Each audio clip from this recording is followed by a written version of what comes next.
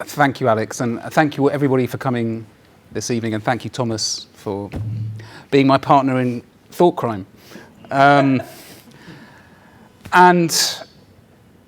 Well, this book has had a lot of things have been unusual over the last few years, and this book is one of them.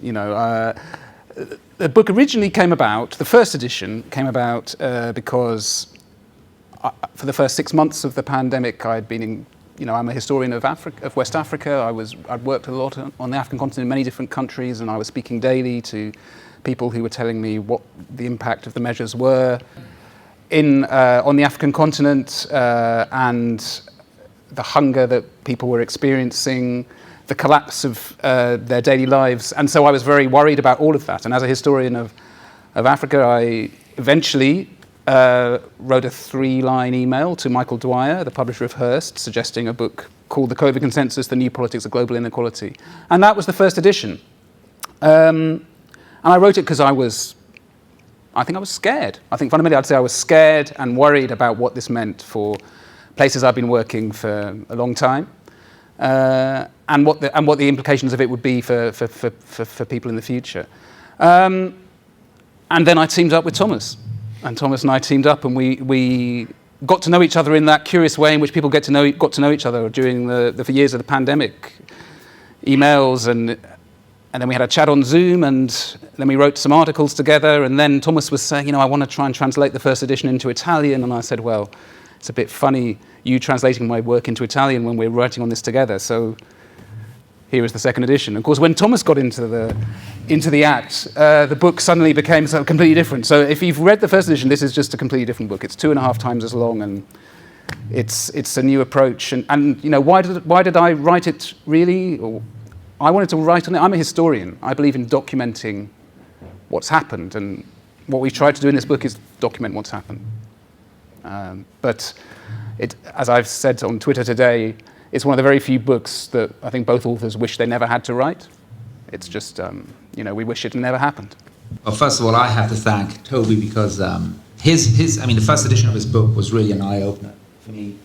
And so to be able to actually work on a second edition with him has been a huge privilege. Why did I do it? Why did we do it? Well, I think, first of all, because we felt that a book like this didn't exist. Of course, a lot of books have come out about the pandemic over the years, but we felt that there was a lack for a book that brought together all the different strands of the story and that really tried to tie them together into a single coherent narrative, because they are part of a single narrative, in our opinion. And then also trying to understand what happened. And I think we, first and foremost, wanted to try to make sense of what happened, and so we really felt the need to go in deep into studying what had happened, to understand what had gone on. And I felt like I couldn't have worked on anything else ever again until I tried to make sense of what had happened during the pandemic. It would have kept obsessing me forever, I think. And so because it really was completely unprecedented, I think that for me has been a fundamental driver in trying to understand what's happened. Now, this is not the first time that governments have resorted to states of crisis, states of emergency to justify their policies. This has been going on for some time, arguably. You could go back to 9/11 and then a financial crisis, and in all those situations, governments and corporations, they used emergency powers to sweep aside civil liberties, entrench their power even more. So, you can see a trend at play here. So this wasn't completely unprecedented. In that respect, there's continuity with, kind of elements of crisis politics or fear politics that we've seen in the past. But I think that has to do with the way elites have given up trying to build hegemony or consensus, and because now it's all about accruing as much wealth and power as possible to a small elite. They've given up trying to build a new political consensus with the working classes, and so all they can resort to in order to stifle opposition and remain in power is to resort to fear and terror and repression, and this has been going on for some time. But with the pandemic, I think this strategy underwent a quantum leap, and so there are elements of the management of the pandemic that are not only quantitatively but qualitatively different from previous fear projects. And so, very briefly, I think one was the global nature of the response. I mean, this was completely unprecedented. The previous states of emergencies were limited to select countries, and this is the first time that we've seen a global state of emergency effectively being implemented, in different ways in different countries. But it's the first time that kind of a policy of this kind is attempted, at least, to be imposed on virtually almost all of humanity. I think this points to how much power has been transferred over the years to global institutions such as the World Economic Forum, the European Union, and of course the WHO. And this relates to the second point, which was also completely unprecedented and truly a shock for me, at least. And not only the way this narrative was this COVID consensus was harmonized at the global level, but was also harmonized across all the media, offline and online. The full spectrum control of the narrative was truly astonishing. It's something we've never seen before. It really was a full-on assault, I think, on the minds of citizens, and it was a form of psychological warfare aimed at stoking fear and panic in the population. It was a military-style operation, and this also was quite unprecedented in the way these policies were rolled out, not against a foreign enemy, but against, first and foremost, Western citizens themselves. And what people like Sunetra and Jay went through, this wasn't your kind of run-of-the-mill silencing of dissent, which we've seen before.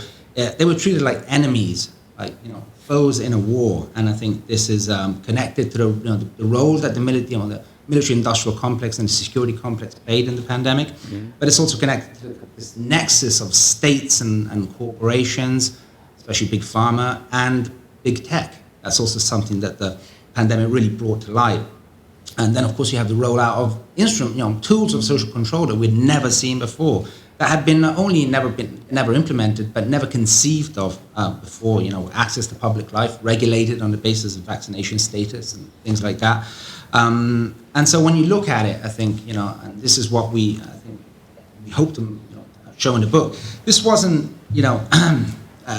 this response wasn't just a product of panic, of the fact that they were, just trying to do something when they didn't really know what to do with. And I think when you look at it, from afar, what emerges is clearly, a coordinated strategy, and this doesn't mean that everything was planned, but clearly all the elements were in place for something like this to be rolled out, for an event like this. And so then, of course, the question is, and that's one of the questions we try to answer in the book, is why did people go along with these completely unprecedented policies, and why especially did the left and progressive crowd, which we once upon a time considered to be our political family, why did they especially completely buy into the narrative? And so that's a big part of the book.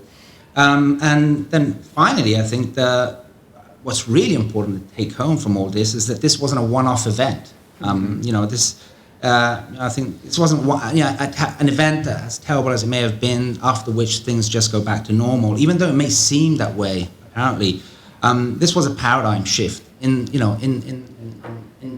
Western governance. And the paradigm is still in place. And the problem is thinking that because some measures have been rolled back, then it's over. But in fact, the paradigm is still in place. They know they can use it for future crises. And in fact, they are already using that paradigm, for example, in their management of the war in Ukraine, vis-a-vis Western publics. The emergence of a single totalizing narrative, brutal censorship, especially online, but also offline, the demonization of dissenting voices. So all the worst aspects of the pandemic, we are now seeing rolled out with respect to the war in Ukraine.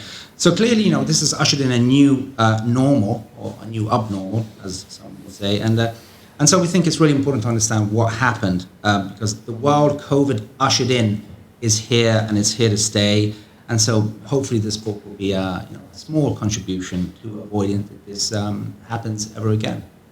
So I thought I'd focus my comments on the book by an autobiographical reflection. So so people have asked me why I spoke up, why I started saying what I've said about the pandemic, about the lockdowns, and in reading the book, I think there's a lot of reasons why I think different people spoke up during the pandemic, all personal. So I think it's appropriate I start with some personal reflection. So I want to tell you a little bit about my history as I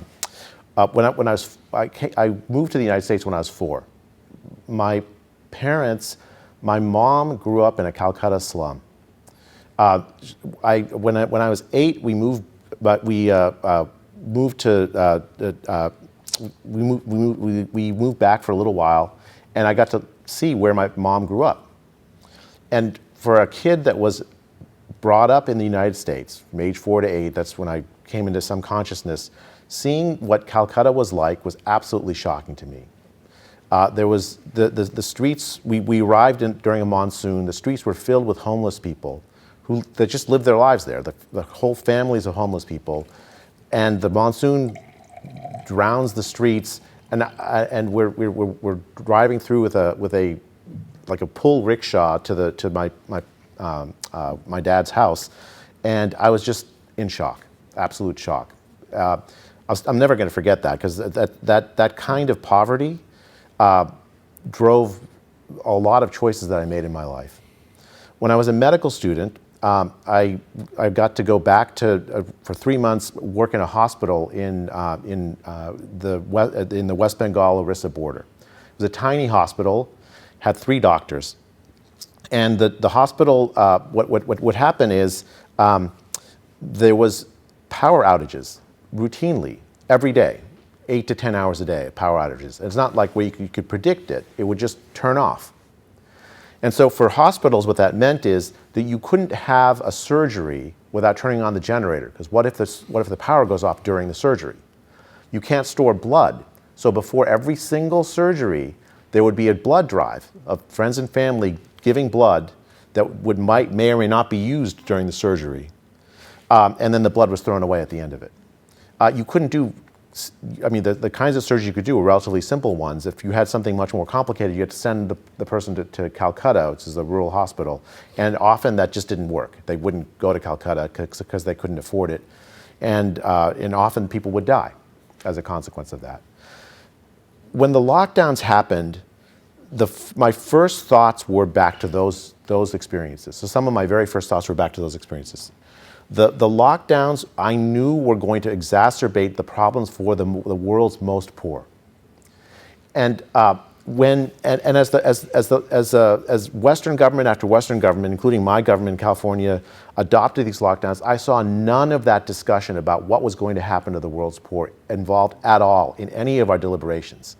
I tried to write I wrote an op-ed in July of 2020, trying to say, look, we as Western, we in the West have an obligation to think about what these lockdowns are going to do to the poor. I actually had trouble getting it published in the United States. I sent it to a Canadian newspaper. No one's ever heard of the article, and it basically went nowhere. We basically ignored.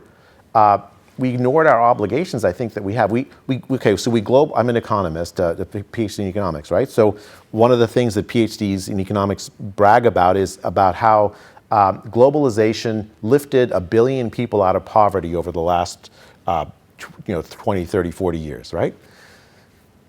Overnight, there were projections of the economic harms of the lockdowns, sending 100 million people into dire poverty, $2 a day or less of income. 100 million people. There was a UN World Food Program report, I think in summer of 2020, forecasting that 100 million people would be thrown into dire food insecurity. They don't know where their next meal is coming from. And in fact, that's come to pass. Tens of millions of people put on the brink of starvation. And yet, despite this fact, Western governments clothe themselves in this morality of we're doing good, we're doing the right thing by locking down. We talk about supply chain disruptions. The pointy end of supply chain disruptions is poor people, some poor person who used to make $10 a day, lose their jobs. Now they're making less than $2 a day. They can't feed their families.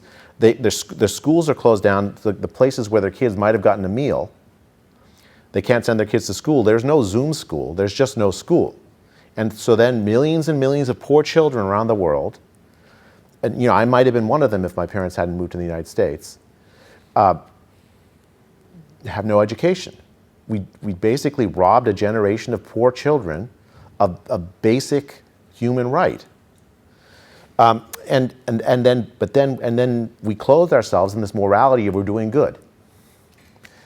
And so to me, that was what this book. If you read this book, if it doesn't shock your conscience, I don't know what would. And if the idea that we did this in the name of infection control, in the name of public health, the field that I entered, is just. I mean, I don't know how to come to terms with that. I think. So anyways, I congratulate the authors on this book. It is an amazing catalog of what happened, and also I think a deep explanation for why Western governments acted the way we did, violated all the values that we say we have, the people that we say we care for, the poor, for children, for the working class. We violated those values, and this is as good an explanation for why. I should say, if I have a criticism of the book, it doesn't criticize the right enough, because the right failed as well, right? A lot of the we economists, globalization, trade, the rising tide lifts all boats. Where did they speak up? Where did we speak up? Like as an economist, my main job is to yell as loudly as possible. No, that policy is going to have costs. Even if it's inconvenient, politically inconvenient for me to say so, that's my job. Where were we economists? Most of them just stayed silent. Anyways, congratulations, you guys. It's fantastic. Yes. Hi. So I am Caitjan Gainty. I'm a historian of medicine here at King's, and I suppose as a historian of medicine, I've been interested in these topics for quite a long time. But suddenly, historians of medicine became, somebody that people cared about, generally wanted to hear opinions from. And so I found myself getting asked all sorts of questions about the Spanish flu, because of course that's the right thing to think about when you're talking about COVID. And so I moved from thinking mostly about American healthcare to thinking about some of the issues around pandemic. I think one of the things that I love about this book is the way in which it really gives voice to a narrative that has been really lacking within, historians of medicine who normally would tell these kinds of stories about pandemics in the past or health events in the past. We're not talking about in the context of the current pandemic that we were living through, and in fact, we're moving sort of to the other side of things and saying that this is sort of it's all sort of makes sense in some kind of way, or we should do what we're being told to do. But I think what the book really reminded me of was this kind of classic in the history of medicine by the historian of medicine Charles Rosenberg, who talks about pandemics and epidemics and talks about them in terms of narrative, and says that a pandemic really is in some fundamental way, or an epidemic is always in some fundamental way about the way that it's narrated. And it's about that more than it really is about any of the kind of data or the information that you gather about the particularities of this particular virus or statistics or anything like that. So he was talking about, he talked about HIV/AIDS, and he also talked about cholera, the early cholera epidemics in the United States. But it works really well here as well. And I think that's what the book does. It calls out the kind of narrative twists and turns that were put to COVID, and it puts them back in their place. It sort of says, calls them out as narrative, calls them out as something that we agreed to because the discourse suggested that that was the thing that we would do, rather than recognizing that this is one way to narrate what's happening in front of us. This is not the way, it is one way. And I think that, you've done really what a historian of medicine might do about a pandemic in the past, and to call out all of the different kinds of interests, all of the different kinds of intertwining narratives, all of the different sort of causal factors that created the COVID pandemic as we've experienced it. And I think in that sense, it's incredibly such an important book. It's invaluable, really, because it does that. And I think the thing for me, though, and this is something that I've said a lot, is that it doesn't feel as though it's new. And I think one of the problems, not the book feels very new. Nobody's saying this kind of thing. But the narrative is not new. There are so many different pieces of it that have existed for such a long time that and that we've known about. We know about the kind of notion of medical colonialism, right? We know about the way in which the kind of command and control style of medicine and healthcare that takes place increasingly over the 20th century. We know that, particularly in healthcare circles, consensus and a notion of guidelines become the ruling basis for how something is done, whether or not there can be dissenting opinion.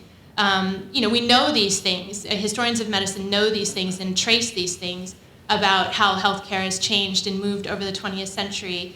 But we haven't recognized them about our own contemporary, and I think that has been really, is sort of a fundamental crisis. I think the one thing that, there's so many things that I think were really valuable about this book, but one of the things that I would want to add to the conversation and maybe ask Toby and Thomas to talk more about, which really stands out for me, is the way in which we have sidelined health as this thing that we talk about, we'd handle with kid gloves. And that isn't something that we can sort of subject to the kind of, critical, kind of analysis that we might subject something else to. And I think that's a really big piece of this story that we really need to learn from, that we need to be able to talk critically about health, to think critically about health, to think about, as you do in the book, not only that health is an unmitigated good and that it's people who work in healthcare are therefore saints for the work that they do and sort of along those lines, and instead allow some of the nuance of that to all come in. And you see this, in little ways here and there, but I think we saw a lot of this. We, maybe learned a lot, or maybe didn't learn a lot over the pandemic, but this kind of notion that, doctors and nurses are heroes and gods. And now, we come to this point where, that means it's a vocation, so we don't have to pay them more, right? So those kinds of things I think really matter to the stories that we tell about health, that we also sort of sideline and say, well, that's not really what health and its care is all about. That's not what, viruses are about. That's not what public health is about. Public health is about these other things. It's about altruism.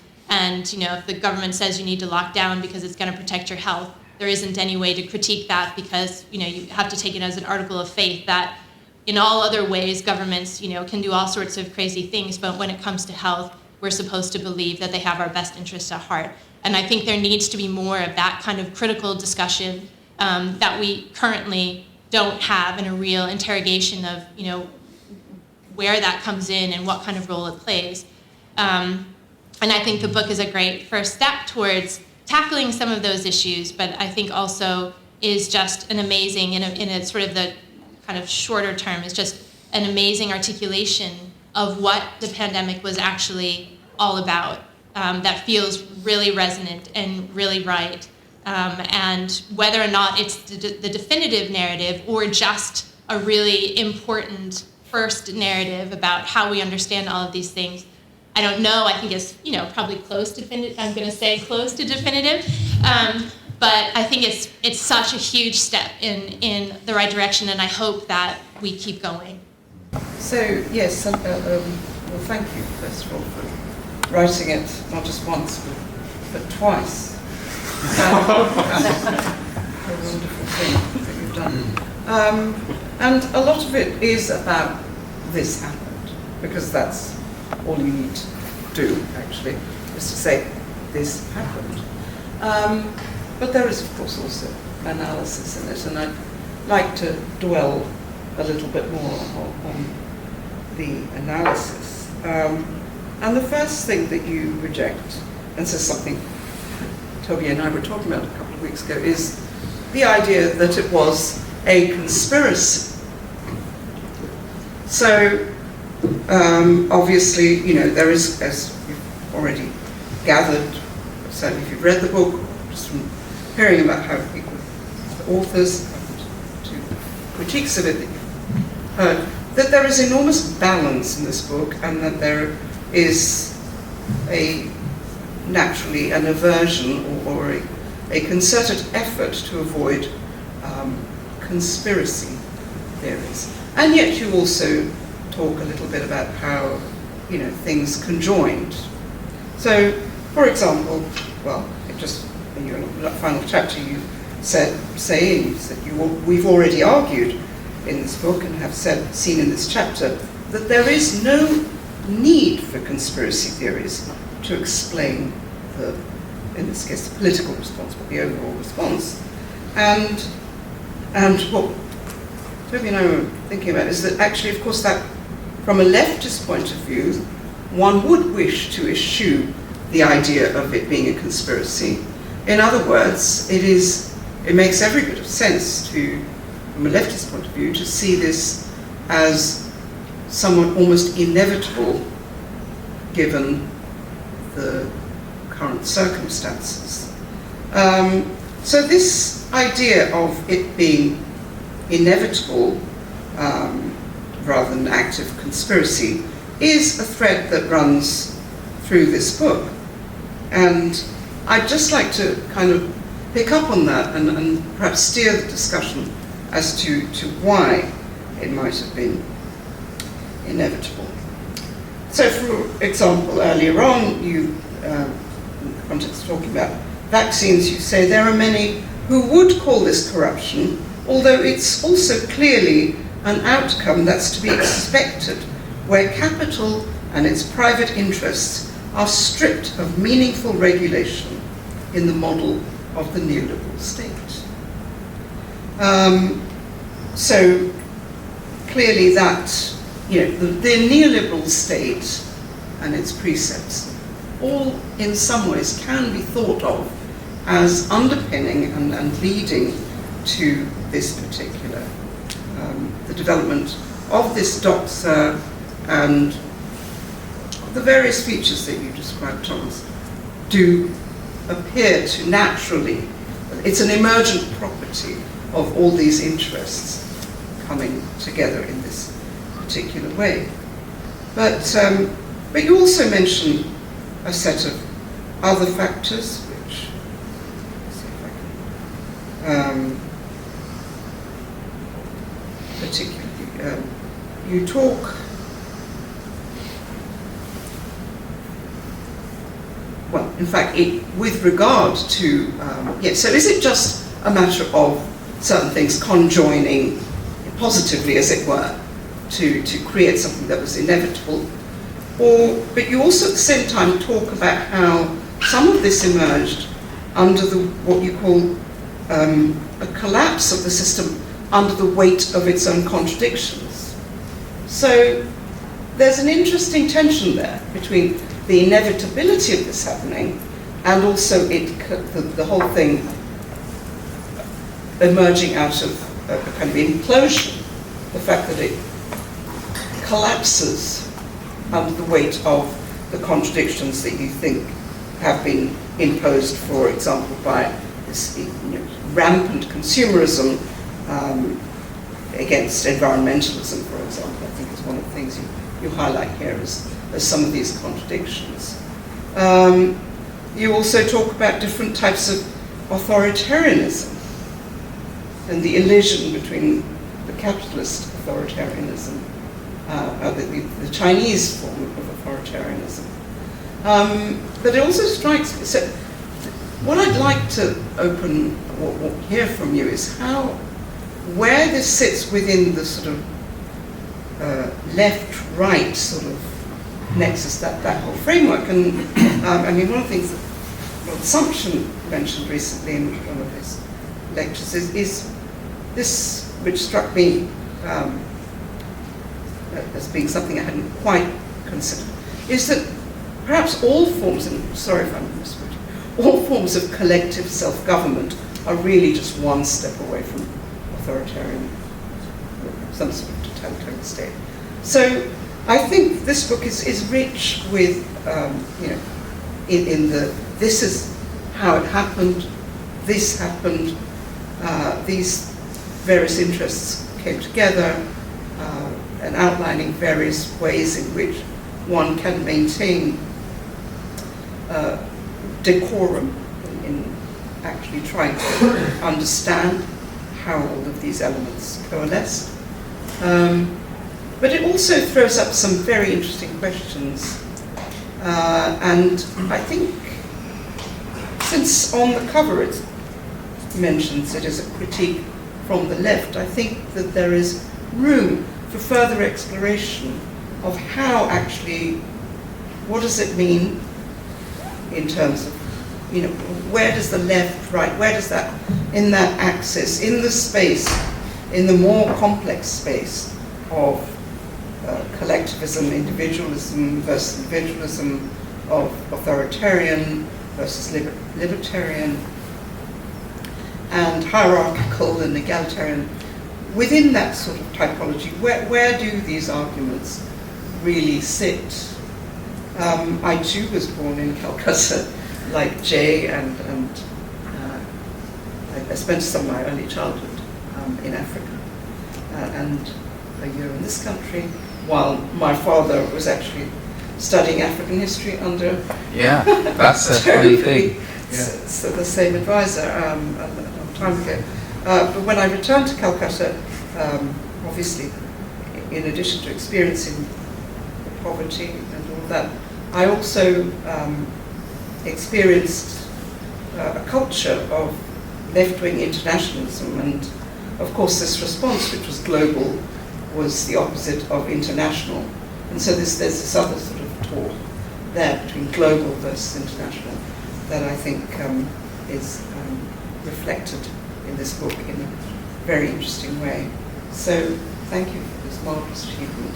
It's very personal, and I think our own personal experience dictated, to begin with, how we responded on an individual basis. Having spent, such a long time on the African continent, that was my first thought straight away as well. Where does it sit politically? I think that's still to be determined. I think that's my take on it. I think I'm an internationalist, like you, Sunetra, and what's become clear is that the left that I always belonged to is no longer internationalist, or else it wouldn't have taken the decisions and formed the allegiances that it did. Because anybody who knows anything about poor countries couldn't have supported these policies. So if the left is no longer internationalist in that way, that means that political frameworks are realigning, and that's clear. It is clear that political frameworks are realigning, and what that means, I think, hasn't yet been worked out. These kinds of forums can help us to think about it, but it's going to take more than that. At the same time, at some level, I wonder if it's a distraction in some way, because what we know and what we wrote about in the book very clearly is that inequality increased enormously, and inequality leads to worse health outcomes in every sense. And the concentration of capital is a response which I don't think it has to be seen as inevitable, but once it's taken place, which it has, the rules of the game change. I think that's what we fundamentally have seen, is that concentration of capital in that year from March 2020 to March 2021 has changed the rules of the game, and we still have to work out what they are. Yeah, I mean, on the question of conspiracies, was it a conspiracy, was it not a conspiracy? I mean, I think as human beings, we're hardwired to look for stories and narratives and characters, and so who was the evil, who was the baddie in this story? And of course, there isn't one. There wasn't one control room where all this was decided and then kind of spread out to the entire world. It was a confluence of interests. There were a number of actors, economic actors, political actors, that had a lot to benefit from the response that was given to the pandemic. There were clear economic interests at play. I mean, I think this, critics of the pandemic, they tend to focus a lot on the political aspect and what was the big, the long-term political plan. And that element maybe is there, but I think the element of just raw, profit making and profiteering by companies that have grown,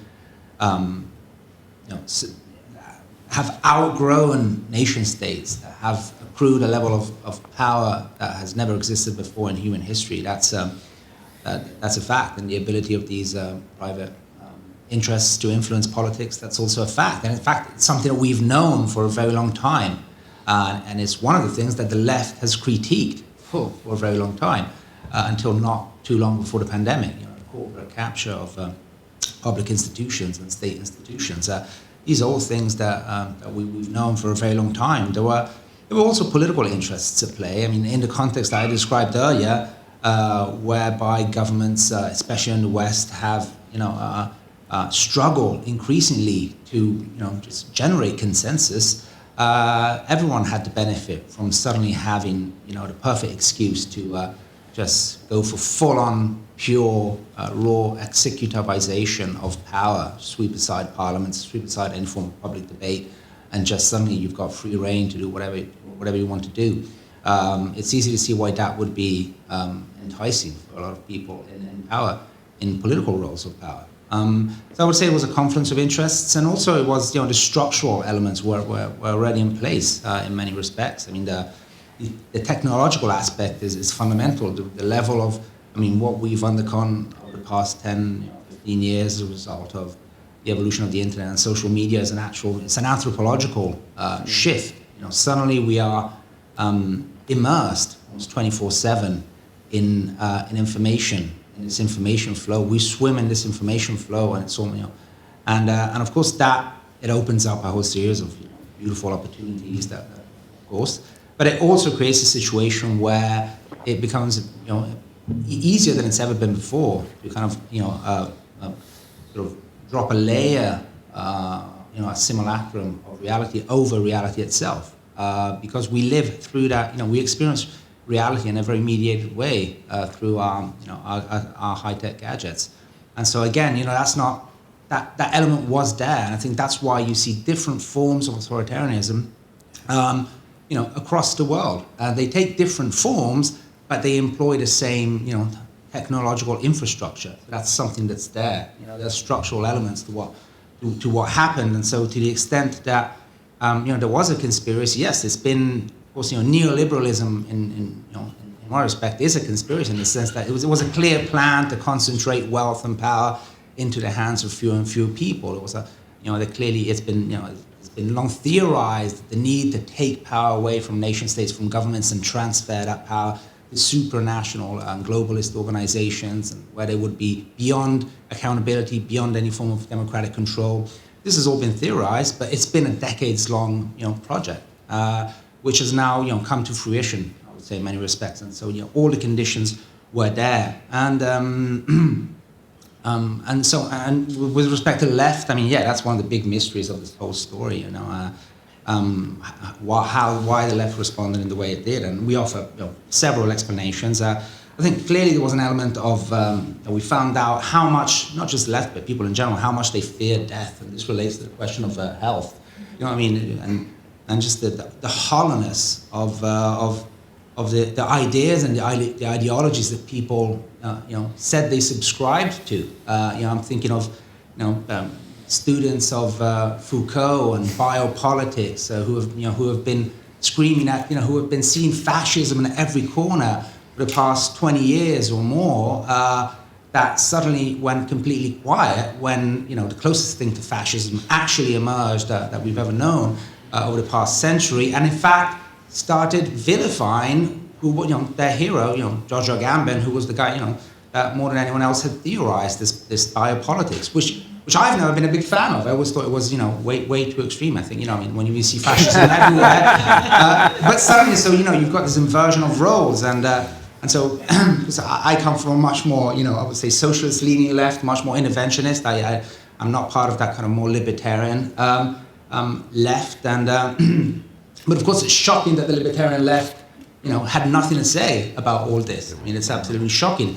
like much of the libertarian right, didn't have much to say about it. In fact, I was having this conversation with Jeffrey Tucker of the Brownstone Institute recently, and he would say, yes, I experienced the same dismay at my libertarian friends who had very little to say about all this. And I think in terms of the more traditional kind of pro-interventionist left, I think there was this idea that, suddenly the state is back, and that's a good thing. They had this very simplistic idea of what neoliberalism is.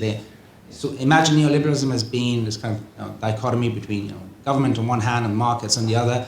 And they thought that what neoliberalism has meant is that we've given all the power to markets and states have been completely hollowed out, which is not what neoliberalism is. It's about a fusion of state and corporate power.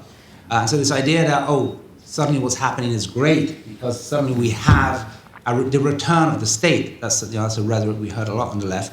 I think was completely short-sighted, and again it points to just how hollow a lot of these theories and a lot of these ideologies actually were. But I think the fear of death, I think, was also a fundamental part. Suddenly they were willing to throw into the dustbin everything that they had believed in, everything that they had set up to that moment, because they were afraid of dying. And I think that's why this ideology of public health, of everything is justified in the name of prolonging,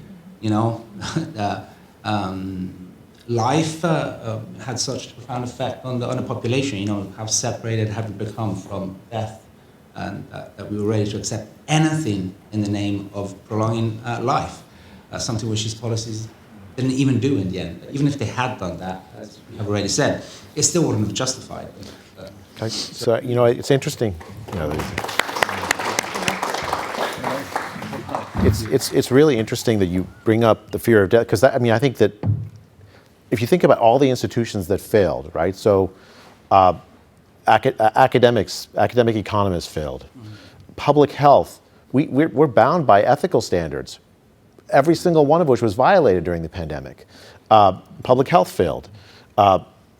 Politicians, you don't expect much of politicians generally, maybe, but if to the extent that they have commitments to civil liberties, they failed.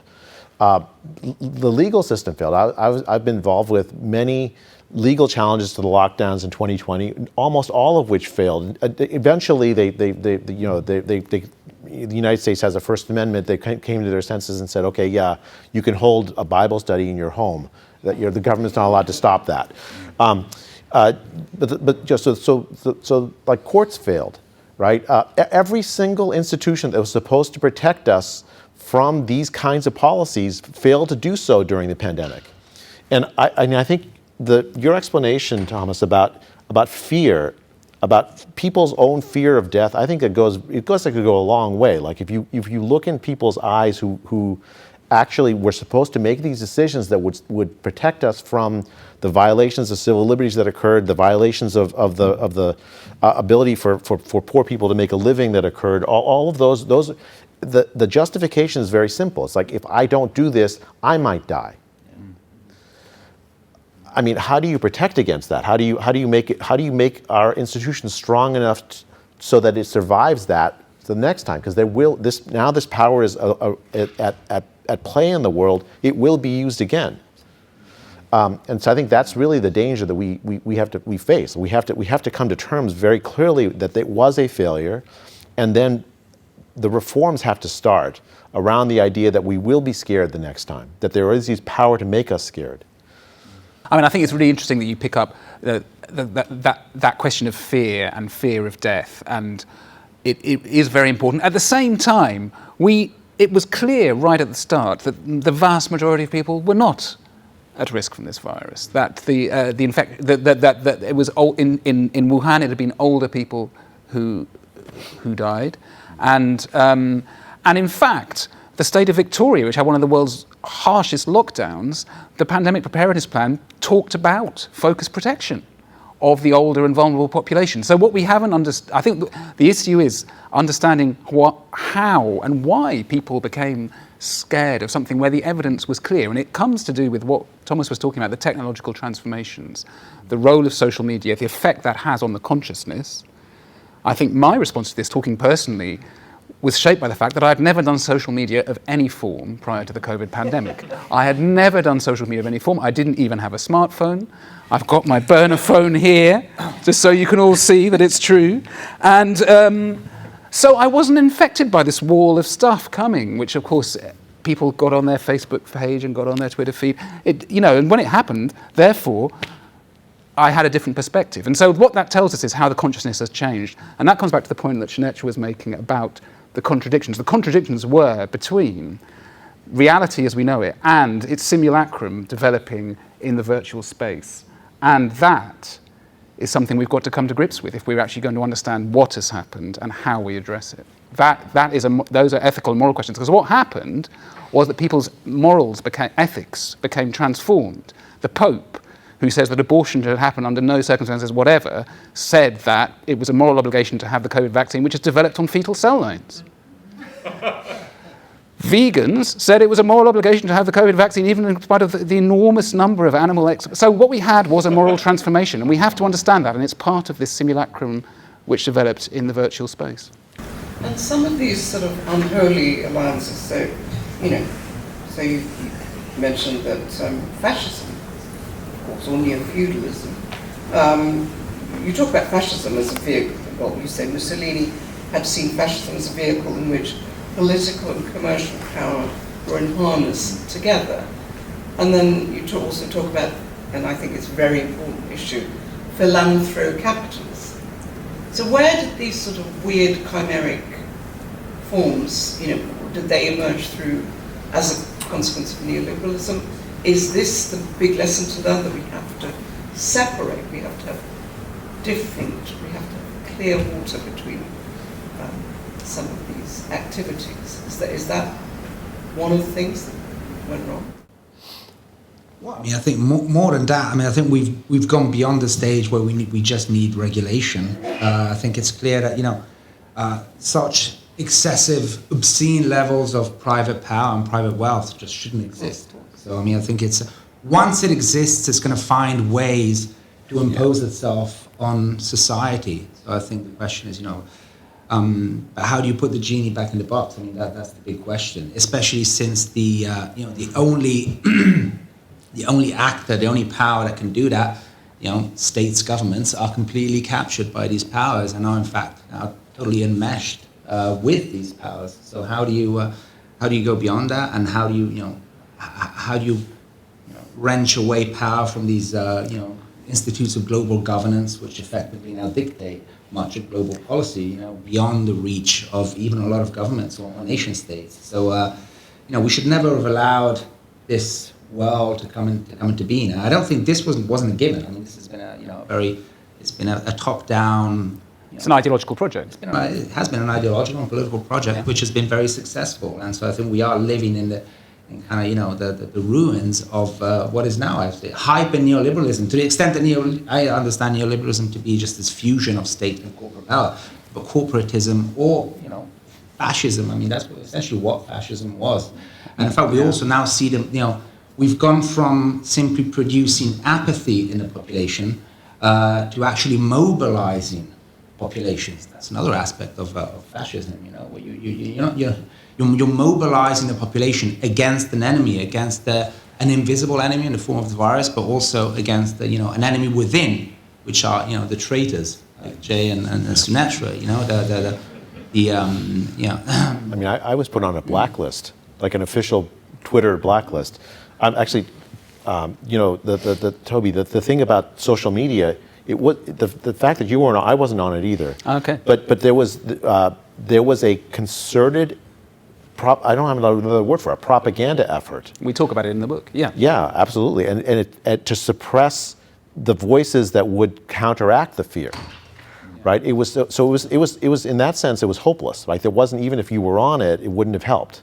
Right? You would have been put on the same blacklist I was put on.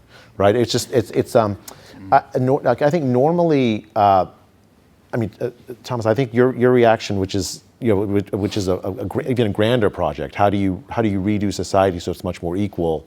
If it's more equal, then the kind of concentrated power that allowed this to happen wouldn't happen, right? That's the thesis.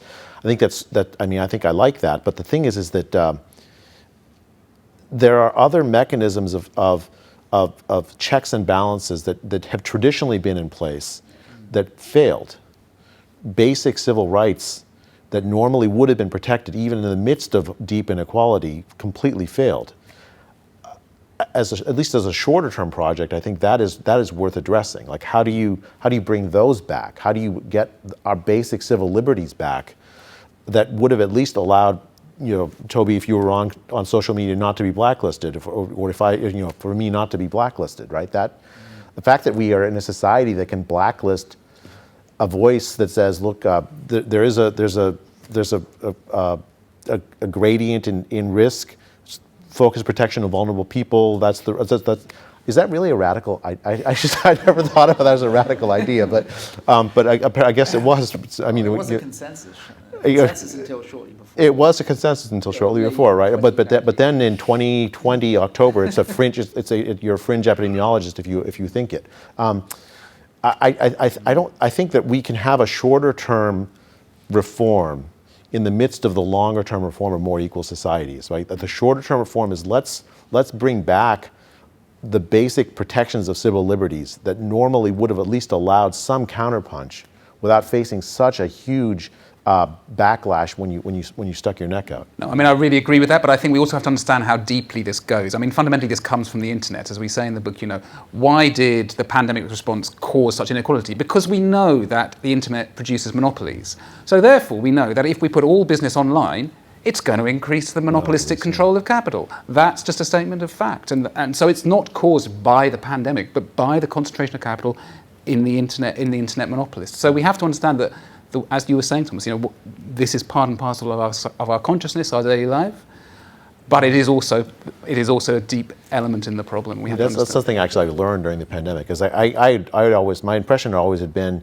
I care deeply about poverty. Okay, I want policies that prevent and address policy, whereas inequality always struck me as an abstract thing. During the pandemic, we saw it's not abstract.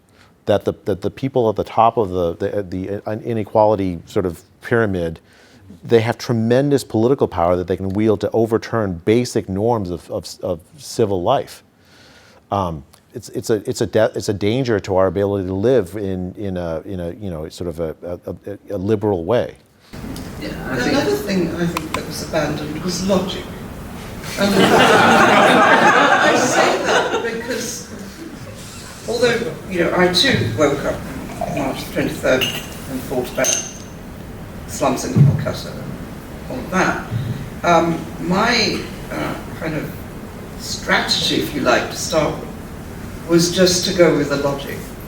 No, you can't really have any certainty about the infection fatality rate. Look at just look at the data. Consider very simple, basic epidemiological theory, mathematical modeling of infectious disease 101. It shows you how these things behave. It's very difficult to suppress an epidemic using lockdowns, all of these things. So for a very long time I tried to just take the logical route, and then when that failed I decided I would just come out and say, you know what, I just think the costs of lockdown are just too high for that to be a viable alternative. But throughout, we've just seen logic disintegrate and continue to disintegrate. Okay, there was a lockdown which may not have seemed, that was a scientific argument, you might say. But then we got to the point where you were saying, okay, you can wear your mask up to there, and then you have to take it off, and then, or you can have 6 people over but not 7. You can stay, all sorts of very peculiar logical fallacies, which, in some sense, actually were linked also to the madness and the adherence to computational methods, which caused. This is a term I borrowed from a book you gave me to read, Satori's book. Oh yeah, but algorithmic.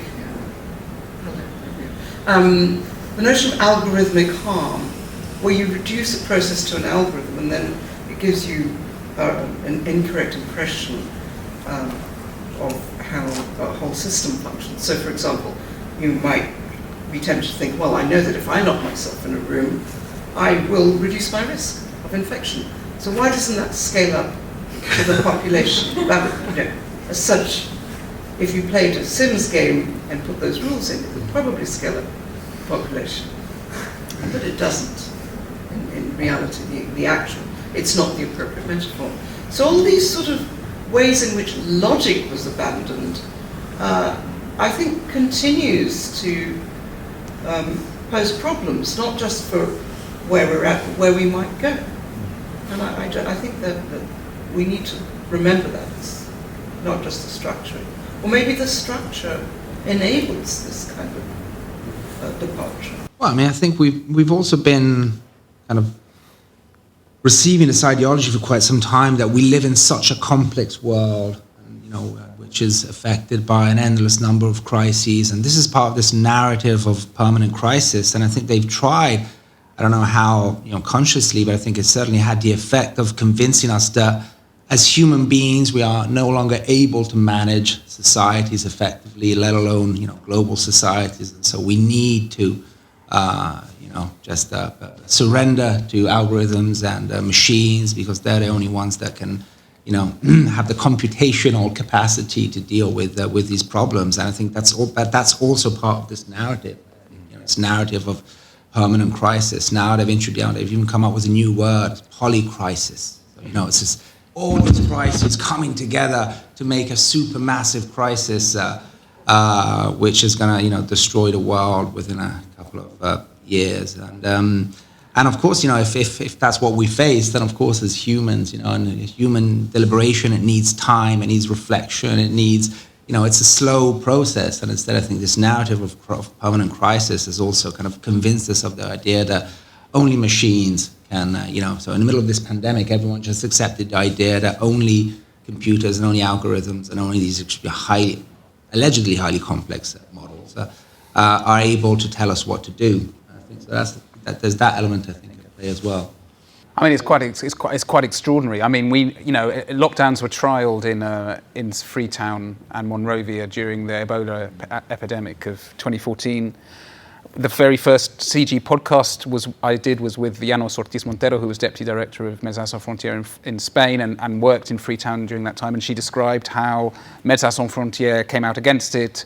They were very ineffective in the context of, and this was, of course, for a disease, Ebola, which has an infection fatality rate of between 50 and 90%. And more recently, Broadbent and Stryker published an article about, the transmissibility, how effective lockdowns would be in slums, where in a context where 1 in 7 people in the world live in slums, and where, of course, if you're living in poor countries, you try and spend most of your time outside, because the conditions inside aren't very good in slums in that context. So locking people inside is going to be counterproductive.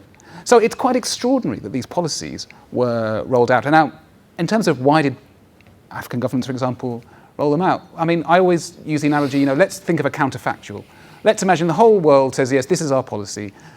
Can we really imagine a circumstance in which African governments say, actually, well, you may think that's good for you, but we're not going to do that. The whole way in which the global international system works, the political system works, the dependence which African governments have on international aid, international diplomacy, means that's a completely impossible thing to imagine. So you cannot simply be said, these are democratic countries, they took their choice. That's simply not how modern global geopolitics works.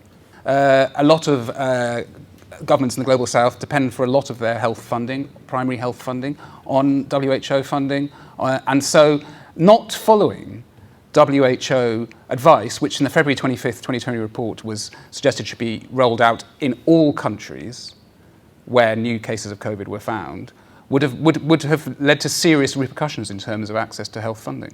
Right, the people that have done the inquiry so far have all been the people that made the disastrous decisions, and they give themselves awards. I don't think that can last, right? Because the truth is too impossible to ignore, right? First, that the lockdowns failed. So how many people in the room have had COVID? Okay, so the lockdowns didn't protect you. I don't. And then the tremendous harms to the poor, the working class, to children. That's not possible to ignore it. And you can have an inquiry that pats people pats themselves on the back, but history is not going to look. That won't be the last word.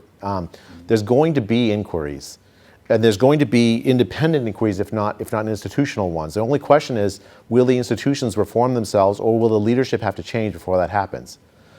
So I'm not worried about the long term. I am worried that until we get there, there's going to be a lot more harm. And what if there's another pandemic? What if these tools that have been developed are used again and again, as you said, in the Ukraine war, or for other things in the meantime? The truth has a way of finding its way through, I believe. I very, very firmly believe that. And this truth is too impossible to suppress. Right? Too many people have lived it. So I think I'm not concerned about the long term. Where that will come out, will it be some Republican Congress doing an investigation? My God, that might be the way that it comes out. Like, who knows, right? But it will come out.